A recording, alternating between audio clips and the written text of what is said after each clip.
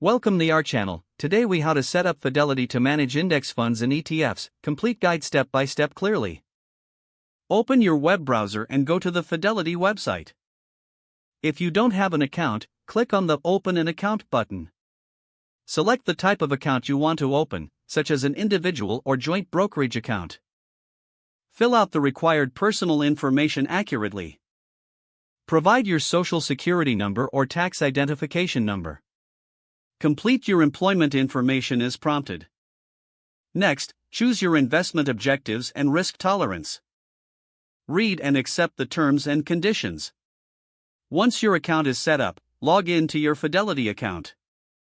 From the dashboard, navigate to the Research tab at the top of the page. Under Research, select Funds to explore available index funds and ETFs. Use the filters to narrow down your choices by asset class, expense ratio, or performance. Review the details of each fund, including historical performance and fees. Once you've identified a suitable fund, click on the Trade tab. Select Buy to purchase your chosen fund. Enter the ticker symbol of the fund you wish to invest in.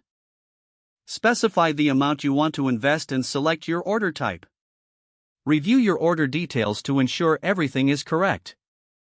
Click on Preview Order to review before finalizing your investment. If everything looks good, click on Place Order to complete your investment. Check your portfolio to confirm your new investments are reflected. Set up alerts and monitoring options for your investments under the Accounts tab. Consider recurring investments by setting up automatic contributions to your chosen funds.